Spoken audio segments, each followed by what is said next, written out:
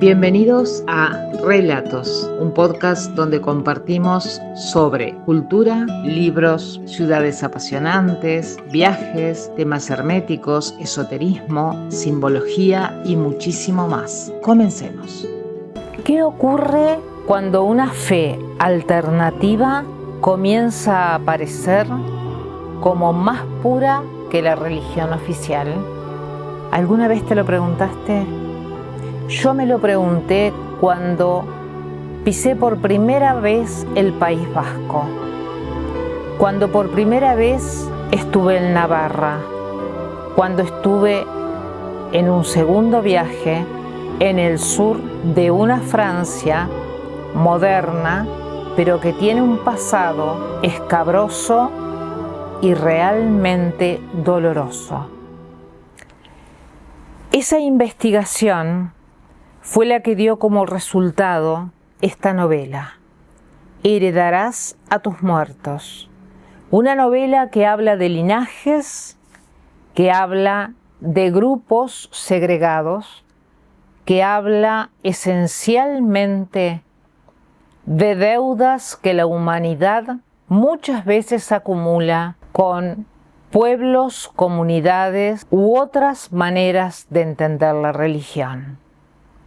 Voy a leerte una pequeñísima parte del inicio de la novela. En el pueblo, como siempre, el portón estaba apenas entornado, porque así lo querían los aldeanos. Allí no se impedía el ingreso de los extranjeros, de los viajeros o de todo aquel que necesitara algo. Nada era más satisfactorio que proteger y abrigar al viajero y luego simplemente verlo partir. Aquel atardecer parecía uno más dentro de los tantos atardeceres de los Pirineos. Pero algo diferente comenzó a ocurrir. Cuando el viento parecía no poder disipar las nubes de polvo, aparecieron, como lo hacen, las situaciones más cruentas a las que la vida los podía enfrentar, y entonces pudieron verlos. Alguien comenzó a sentir miedo. Iban hacia el caserío, ese caserío de puertas abiertas. Cuando el viento parecía no poder disipar la nube de polvo, aparecieron, como lo hacen, esas situaciones terribles. Y frente a la sombría comitiva, los aldeanos bajaban la mirada. Las mujeres olían el dolor en el aire. La comitiva estaba precedida por la figura oscura del inquisidor. Le seguían hombres altivos, desafiantes y tenebrosos, encumbrados en el poder y amparados paradójicamente en la bondad de Dios. Un Dios al que evocarían en cada acto monstruoso que cometieran. Con esto comienza Heredarás a tus muertos. Y así comienza una investigación que me llevó muchos años y de la cual hoy vamos a comenzar a compartir. Al finales del siglo XII aproximadamente, en las colinas del Languedoc, y ubiquémonos que el Languedoc estaba en el sur de Francia y pertenecía a una zona llamada Occitania. Occitania era mayor a la zona del Languedoc. Comenzó a expandirse una fe distinta, una religión austera, radical y profundamente incómoda para Roma. Sus enemigos los llamarían herejes. Ellos se llamaban a sí mismos los buenos cristianos. Occitania tenía algunas de las ciudades más importantes donde todo lo que vamos a ver a continuación se fue desarrollando. Y esas ciudades eran, por ejemplo, Toulouse, Albi, Carcassona, Bessières y Foix. Occitania era muy diferente al norte de Francia. Occitania era culturalmente sofisticada, estaba vinculada al Mediterráneo y con relativa tolerancia religiosa. En tiempos de los cátaros, Francia todavía no era la Francia moderna. Occitania hablaba una lengua distinta, hablaba la lengua oc. Cantaba otras canciones y miraba mucho más hacia los Pirineos, hacia el Mediterráneo, que hacia París. Las montañas no eran una separación. Las montañas conectaban mundos. En los Pirineos sobreviven historias enterradas por siglos de guerra, inquisición y silencio. Historias de herejes, de pueblos malditos, de dioses antiguos escondidos en lo que tiene que ver con las cuevas de las montañas. Y esta es la historia de cátaros, agotes y las leyendas del País Vasco. Hoy comenzamos una travesía entre la historia y el mito de al menos estos pueblos que no solamente ocuparon Occitania. ¿Cómo era ese sur de Francia antes de la tormenta? Obviamente era una época medieval y por lo tanto era una Europa feudal, pero una Europa feudal distinta. Y ya vamos a ver por qué. Existía en ese momento un poder creciente de la Iglesia de Roma, había una mayor corrupción eclesiástica, había diferencias entre el norte de Francia y el sur donde estaba Occitania, y había una influencia comercial y cultural con el Mediterráneo muy importante que la llevaba adelante fundamentalmente la región de Occitania, esa donde la lengua de Oc era el idioma. Occitania no era una periferia atrasada, ni era una región culturalmente menos importante que el norte de Francia, por todo lo contrario. O sea, era exactamente lo contrario, era mucho más avanzada. Pero ahora vamos a los cátaros y te hago una pregunta. ¿Alguna vez escuchaste hablar de cátaros? ¿Sabes quiénes eran? ¿Sabes qué hacían? ¿Sabes cuál fue su historia? ¿Sabes quizás de dónde nació esta corriente religiosa de buenos cristianos? Si lo sabes, seguramente vas a poder acompañarme en este trayecto, y si no, vas a descubrir uno de los secretos mejor guardados de Europa. Era una población con posibles influencias bogomilas. ¿Quiénes eran los bogomilos? Los bogomilos eran un movimiento religioso que surgió aproximadamente en el siglo X, en plena Edad Media, en los Balcanes. Aparecieron en Macedonia, en Bulgaria, en territorio bizantino, y aparentemente habrían sido corridos o expulsados de esas regiones. Bogomilas y cátaros tenían mucho más en común de lo que podemos creer. Si hiciéramos un cuadro comparativo, nos daríamos cuenta de que ambas corrientes tenían muchísimas similitudes. Por eso se dice que probablemente los bogomilas fueron antecesores de los cátaros en cuanto a lo que tiene que ver con sus creencias. ¿Qué cosas eran las más importantes para los cátaros?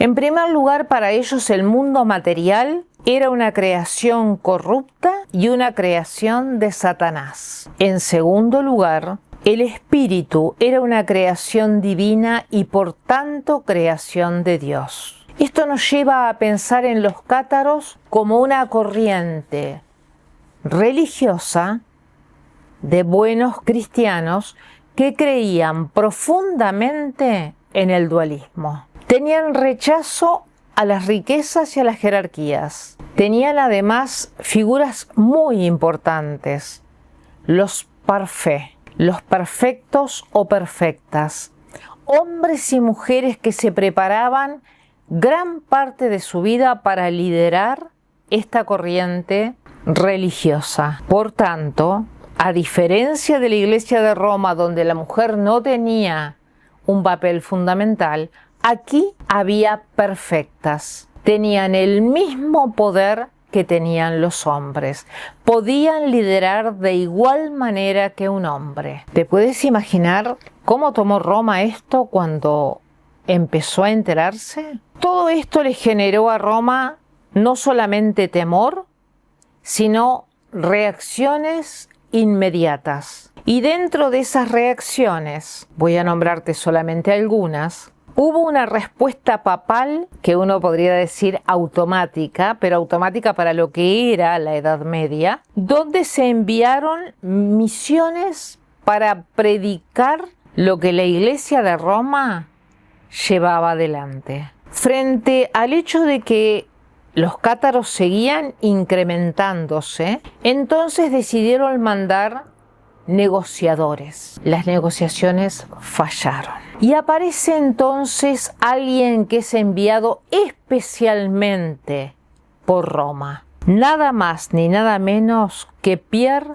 de Castelnau. ¿Quién fue Pierre de Castelnau? Y vamos a hacer un brevísimo paréntesis para entender mejor cómo una persona puede ser la causa probable del inicio de una de las peores o de los peores momentos que sufrieron cristianos que no necesariamente estaban acorde con lo que Roma decía. Pierre de Castelnau fue enviado por Inocencio III. Inocencio III era el papa del momento y fue enviado para combatir la expansión del catarismo en Occitania. Tenía dos grandes virtudes: ser un diplomático religioso muy respetado dentro de lo que era Roma y además ser un inquisidor temprano del catarismo. Históricamente todo esto falló. Pierre de Castelnau es asesinado. ¿Por qué? Por una sencillísima razón. Los cátaros no eran solamente las poblaciones que trabajaban, y vamos a ubicarnos nuevamente en Edad Media, feudalismo, que trabajaban para los señores o las señoras que tenían esos feudos. Los cátaros también eran en gran medida los señores feudales. ¿Por qué? Porque hay algo que no podemos olvidar. La Iglesia de Roma, con sus impuestos, con sus agravios, con su violencia y demás, llegaba hasta las tierras que fuera, y en este caso hablamos de Occitania, y hacía que realmente fuera doloroso o fuera dolorosa la llegada de los enviados de Roma.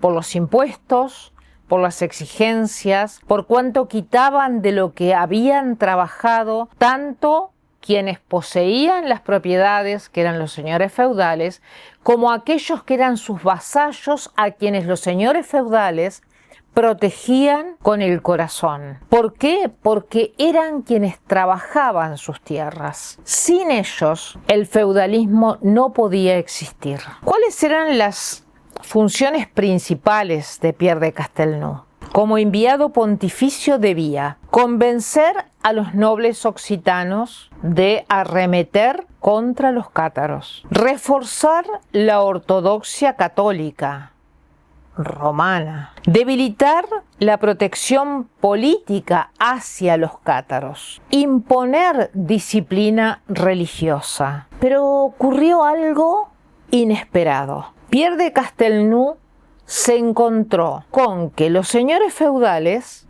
no querían realmente ni perseguir a los cátaros ni aceptar las imposiciones de Roma tal y como venían. Y fue así que a Pierre de Castelnau quizás no se le ocurrió mejor idea que enfrentarse a Raimondo VI de Toulouse. ¿Quién era Raimondo VI de Toulouse?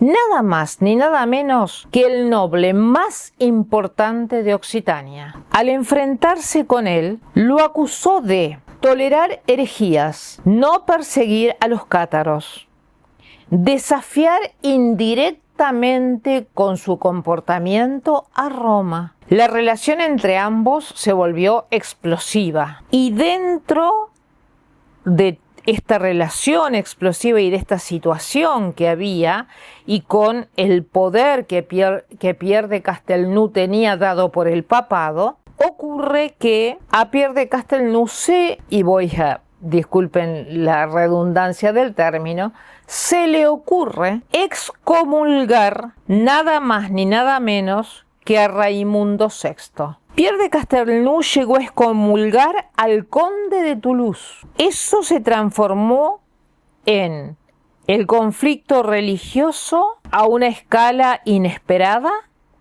pero además en una crisis política mayor. Dos hombres poderosos, uno enviado por Roma y uno el conde de Toulouse. Se dice, y así lo cuentan quienes escribieron esa parte de la historia, de haber sido excomulgado el conde de Toulouse, entonces parte de los hombres del conde de Toulouse asesinan a Pierre de Castelnau. Obviamente que cuando esta noticia llegara a Roma, esto traería consecuencias severas. Pero para ir cerrando, quiero plantear algunas preguntas. Hay preguntas que necesariamente pueden surgir cuando se piensa que la tensión ya no era solamente espiritual, sino que era una tensión por el control de Occitania. Ya no era solamente un tema religioso, era un tema de poder.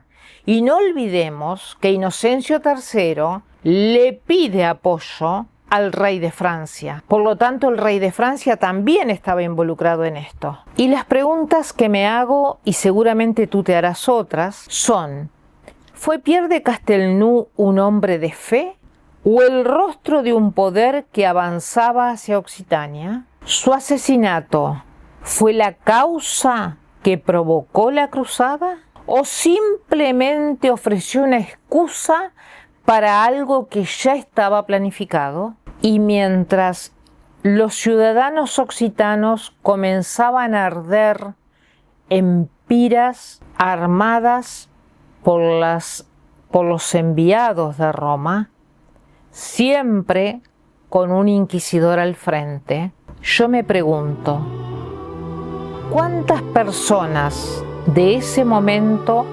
comprendieron que la muerte de un solo hombre cambiaría la historia del sur de Francia para siempre? Te espero en un próximo episodio de Relatos con Maritza Vieites. Y como guardianes que somos de relatos, seguramente esta historia y las que siguen te van a interesar.